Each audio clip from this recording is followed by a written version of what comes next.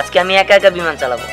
আর আজকে যদি আমি সফল হতে পারি তাহলে আমি পুরোপুরি পাইলট হয়ে যাব। বাহ, এখান থেকে ঢাকা শহর এত সুন্দর দেখাচ্ছে।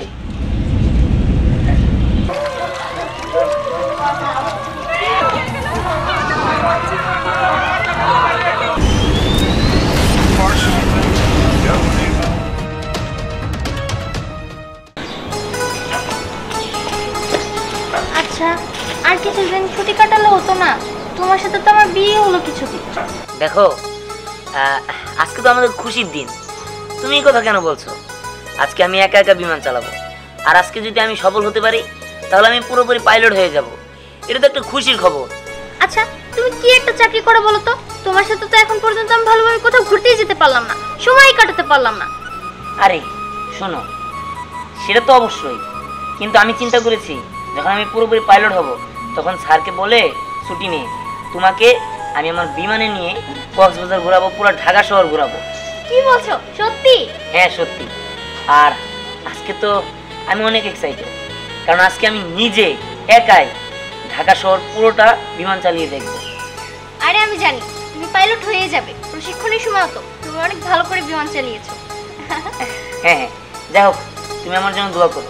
আর তুমি সাবধানে থেকো, আমি ট্রেনিংটা শেষ করেই আবার চলে আসবো। আচ্ছা ঠিক আছে, লম্বা ছুটি নিয়ে আসবে কিন্তু। ঠিক আছে, ভালো থেকো। দেখে শুনে যেও। বাই। স্যার, স্যার আপনি চিন্তা করেন না স্যার। স্যার আমি কাছাকাছি এসে বলছি স্যার। স্যার আপনি কোনো টেনশন নেন না স্যার, আমাকে চ্যানেলে আগে লাইভ দিব স্যার। স্যার এটা কিন্তু লাইভ রিস্ক আছে স্যার, আপনি আমার বিষয়টা দেখেন স্যার। স্যার আপনার আমার প্রতি বিশ্বাস নাই স্যার, আপনি নিশ্চিত থাকেন স্যার, সবার আগে লাইভ দেখবেন স্যার আমাদের। আসেন স্যার। আরে রায়না যে, তুমি? হ্যাঁ আমি। তুমি কেমন আছো? এই তো ভালো। তুমি কেমন আছো? এই তো ভালো। তুমি যে আজকে টিফিনের সময় গেলে না, কই তোমাকে তো আমি দেখলাম না। আসলে হয়েছে কি, আমার ভাই না আজকে স্কুলে যাওয়ার সময় অনেক বায়না করলো, ওনাকে পাস্তা খাবে, এর জন্য ওকে পাস্তা বানিয়ে দিয়েছি, তাই যাইনি। তা তোমার বোনকে আজকে টিফিনে কি দিয়েছিলে? আর বলো না, আমার বোনটাও না আজকে বায়না ধরেছিল, সে টিফিনে আজকে গরম ভাত খাবে, তাই আমি আবার বাড়িতে গিয়ে তার জন্য ভাত রান্না করে নিয়ে এসেছিলাম। আচ্ছা ঠিক আছে, তাহলে তাড়াতাড়ি চলো। আমার ভাইটাও হয়েছে, ছুটির সময় যদি একটু দেরি হয় তাহলে অনেক রাগারাগি করে। হ্যাঁ হ্যাঁ, তাড়াতাড়ি চলো। আসসালামু আলাইকুম স্যার। ওয়ালাইকুম আসসালাম। ম্যাডাম আপনি কি আমি খুঁজছি? কেন স্যার, কি হয়েছে? আপনার সাথে আমার কিছু জরুরি কথা ছিল। আপনাকে ক্লাস 5-এর বাচ্চারা খুব চাচ্ছে। আমি চাচ্ছি আপনাকে ওই নার্সারি থেকে সরিয়ে ওইখানে দিতে চাচ্ছি। কিন্তু স্যার, এটা কি বাচ্চাদের গার্জিয়ান মানবে? আমার মনে হয় না মানবে। কি যে করি, আপনাকে দেখে ছোট ছোট বাচ্চারা ভর্তি হয়, এখন কি যে করি, বড় বাচ্চারাও আপনাকে চাচ্ছে। আচ্ছা স্যার, আমার এটাই হলো শেষ ক্লাস, আমি ক্লাসে পরে এই বিষয়ে আপনার সাথে পরে কথা বলি। আচ্ছা ঠিক আছে, তাহলে আপনি যান। আসসালামু আলাইকুম। ওয়ালাইকুম আসসালাম।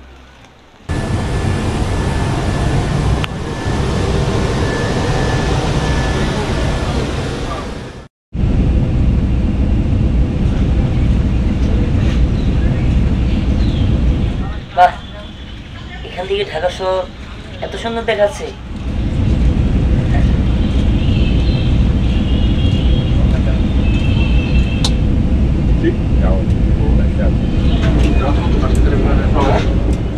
কি ব্যাপার, বুঝলাম না। বিমান নিচের দিকে নামছে কেন? না না, আমার ল্যান্ডিং স্টেশনে যোগাযোগ করতে হবে। হ্যালো স্যার, আমি বুঝতে পারছি না, হঠাৎ করে বিমান নিচের দিকে নামছে। হ্যাঁ, আমরা চেক করে আপনাকে জানাচ্ছি। পাইলট দিগান, আপনি কোনো চিন্তা করবেন না। আচ্ছা ঠিক আছে। হ্যাঁ, আপনার বিমানে যান্ত্রিক ত্রুটি দেখা গেছে, আপনি ইনজেক্ট করুন, নেমে পড়ুন। কি বলুন আপনি এসব? আমি নিচে একটা স্কুল আছে আর ওখানে অনেক বাচ্চা আছে, আমি চাই না যে আমার জন্য কোনো বাচ্চার ক্ষতি হোক। আপনি দেখেন অন্য কোনো অপশন আছে কিনা। এখন আর কোনো অপশন নেই, তাড়াতাড়ি আপনি নেমে পড়ুন, যে কোনো মুহূর্তে বিমান ক্র্যাশ করবে। না না, এটা হতে পারে না। আমি দেখি খোলা জায়গায় বিমানটা ল্যান্ড করতে পারি নাকি। Afvorms, provorms, snelheden 155, 68, 175, check. Partial, German inbound.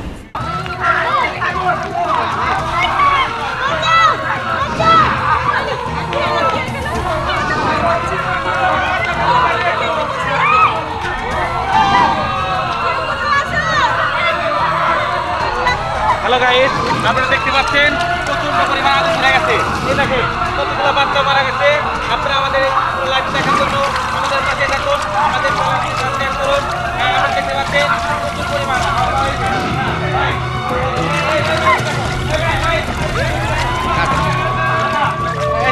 আপু আপু আপু আচ্ছা, এই যে পুড়ে গেছে আপনি কি হয়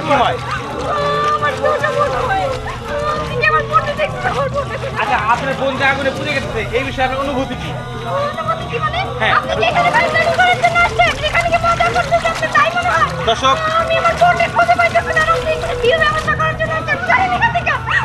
আপনারা দেখলেন আসলে আব্বার বোন পুড়ে যাচ্ছে, তার মাথা গরম। আমরা আসলে ওনার কাছে কাছে নিতে পারলাম না, অন্য কারণে। এই আপু ঠিক আছে। আচ্ছা, এই যে মাত্র যে বিমানটা মানে আগুন ধরে পুড়ে গেছে, এই বিমানে কে গেছিল এটা আপনি জানেন? ও আসলে দেখতে পাচ্ছেন সেটা কাউকে খুঁজে পাচ্ছে না, কথা বলা এমন মানসিকতা সে নাই। আমরা পিছনে দেখতে পাচ্ছি আমার ছেলে এই কিছুক্ষণ আগে মনে হয় বের হলো আর পাঁচটা দিন কিছুক্ষণ আগে ছিল। আপনি কোথায় ছিলেন তখন? আপনি কোথায় ছিলেন? বাইরে দাঁড়াচ্ছিলাম ছেলের অপেক্ষা। আপনারা দেখতে পাচ্ছেন কাকা খুব করুণ অবস্থায় আছে। কাকা কিছু মনে করবেন না। আল্লাহ কাকা, আমি আসলে কাকা সান্ত্বনা দেওয়ার চেষ্টা করছি, কিন্তু কাকা কিভাবে সান্ত্বনা দেবো সেটা ভাষা খুঁজে পাচ্ছি না। আমার একমাত্র ছেলে। আচ্ছা ছেলে কতক্ষণ আগে মানে আগুনে পুড়ে গেছে?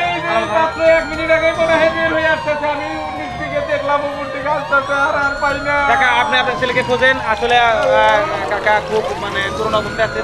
দর্শক আপনারা আমার লাইভের সাথেই থাকেন, আপনাদের ভিতরে নিয়ে যাব। শত শত লাশ পুড়ে কিন্তু ছিন্ন বিচ্ছিন্ন অবস্থায় পড়ে আছে। আমার সাথে থাকলে অবশ্যই বাকি খবরগুলো আপনারা পাবেন।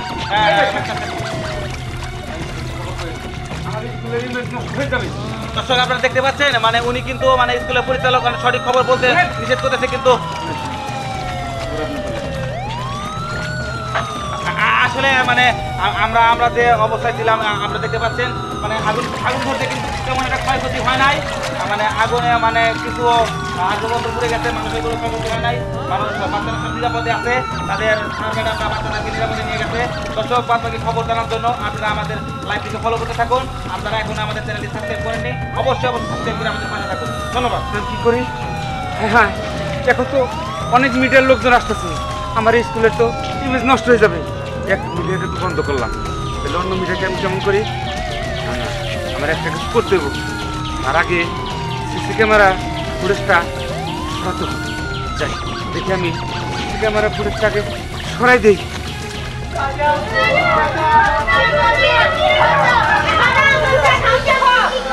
আমি আছি তো, টেনশন করো না।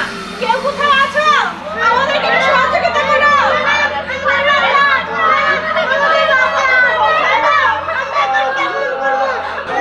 হ্যালো হ্যালো, কি অবস্থা তোমার এখানে? আরে বলো না, এখানকার অবস্থা খুবই খারাপ। আগুন লেগে সব পুড়ে ছাই হয়ে গেছে। তাহলে তুমি বের হচ্ছে না কেন? সেফ জায়গায় যাও। আরে তুমি কি বলতেছো? আমি তো এখানে বাচ্চাদের মাঝখানে রইছি। হ্যাঁ, তুমি ভুলে যাচ্ছ কেন? ওখানে থাকলে তোমার বিপদ হতে পারে। তোমার সংসার আছে, তোমার বাচ্চা আছে। প্লিজ তুমি বেরিয়ে আসো। দেখো, আমার বাচ্চা আছে, সংসার আছে, সবই বুঝলাম, কিন্তু এরাও তো আমার সন্তান, তাই না? ওদেরকে আগে বাঁচাইতে হবে। তুমি ফোনটা রাখো তো, আমার কথা চিন্তা করো তুমি। তোমার চিন্তা করো না।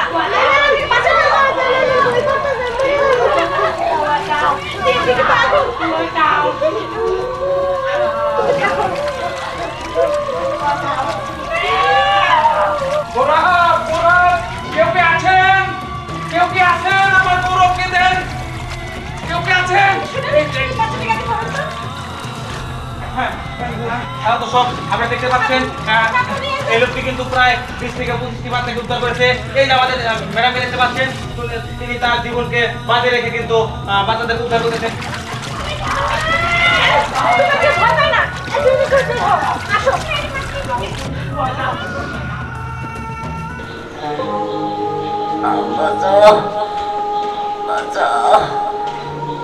কে কোথায় আছো? বাঁচাও।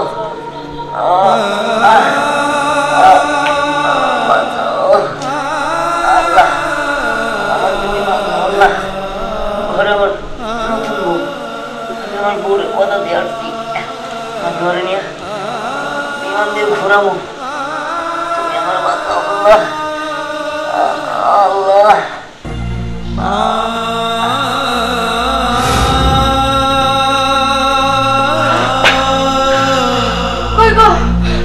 কি বুঝতে না পারছো?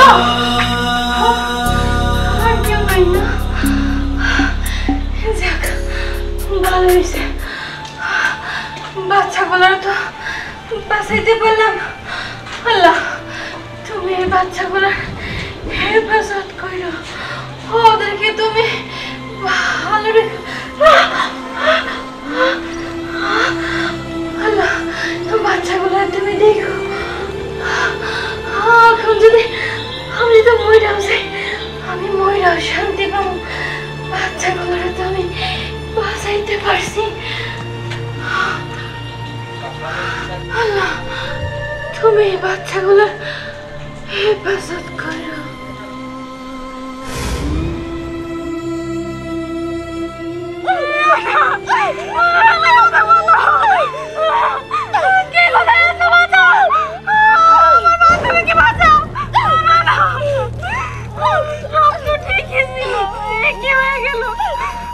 আমি তোমার বোনটাকে আর খুঁজে পেলাম না।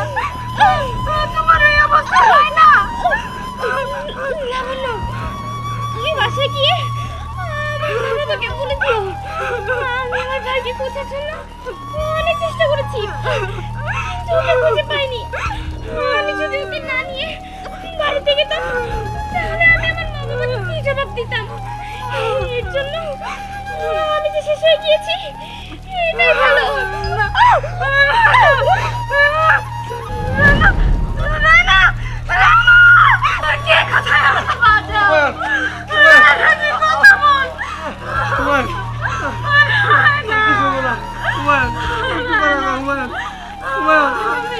করতে পারো না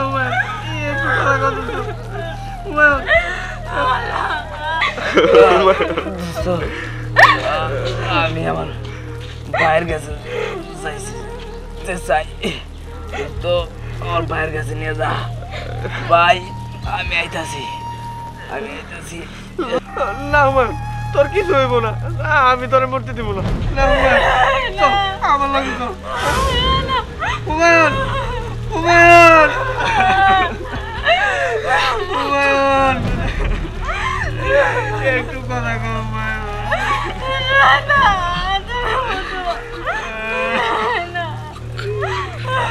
তুই কোনো চিন্তা করিস না, তুই চিন্তা করিস। আচ্ছা ভাই, আপনার বাচ্চা কি খুঁজে পাইছে? না ভাই, আমি পাই নাই। ম্যাডাম জানি কার বাচ্চা দিল, আমি অ্যাম্বুলেন্সে উঠাই দিয়ে আসি ভাই। কোনো টেনশন করেন না। আচ্ছা ভাই, কোনো সমস্যা হলে আপনি আমাকে বলবেন। আর আমার লোকজন, আমার দলের লোকজন এসে কাজ করতেছে, তারা সমস্ত লোকজন বাচ্চাকে বের করে দিবে। কোনো টেনশন করবেন না, বুঝছেন? আচ্ছা ভাই, আমি বাচ্চাকে আসি। হ্যালো গাইস, আপনারা যারা এখন আমার লাইভের সাথে যুক্ত আছেন, আপনারা দেখতে পাচ্ছেন আমার পিছনে কিন্তু বিল্ডিংটা 50% কিন্তু না, মানে 80% কিন্তু আমাদের বিল্ডিংটা পুড়ে গেছে। এখানে আমাদের একটা তথ্য দেওয়া হয়েছিল, প্রথমে আমি বলেছিলাম যে অনেক বাচ্চা আসলে পুড়ে ঝলসে গেছে। আসলে আমার তথ্য অনেক ভুল ছিল, আসলে তেমন একটা ক্ষয়ক্ষতি হয় নাই, খুব একটা মানে ক্ষতি হয় নাই। কিছু বাচ্চা অবশ্য পুড়ে গেছে, তাদেরকে হসপিটালে ভর্তি করা হয়েছে। আর সবচেয়ে বড় কথা, আমাদের যে বিমানের পাইলট ছিল তার নাম কিন্তু দিহান, তার বাড়ি হচ্ছে টাঙ্গাইলের মধুপুরে। সে কিন্তু চাইলে তার নিজেকে বাঁচাইতে পারতো, কিন্তু সে কিন্তু তা করেনি। সে মানে বিমানটা ফাঁকা জায়গায় নেওয়ার জন্য চেষ্টা করেছে। আসলে দুঃখের বিষয়, লাস্ট পর্যন্ত সে যুদ্ধ করে হেরে গিয়েছে। পাইলট দিহান মারা গেছে। আমরা সবাই পাইলট দিহানের জন্য তার আত্মার মাগফিরাত কামনা করি, তার জন্য সবাই দোয়া করবেন। এই পাথরটাকে না সরালে আমরা বাইরে বের হওয়ার। ভালোবাসি খোলা চুলে থাকতে, কিন্তু শুধু শ্যাম্পু ব্যবহার। আজকাল কোনো কিছু দেখেই শান্তি নেই, সব জায়গায় শুধু এড আর এড। ধ্যাৎ, ভাল লাগে না। থাক, এখন একটা কাজ করি, দেশের পরিস্থিতি কি সেটা জানি। আর সবচেয়ে বড় কথা, আমাদের যে বিমানের পাইলট ছিল তার নাম কিন্তু দিহান, পাইলট দিহান মারা গেছে। সবাই পাইলট দিহানের জন্য তার আত্মার মাগফিরাত কামনা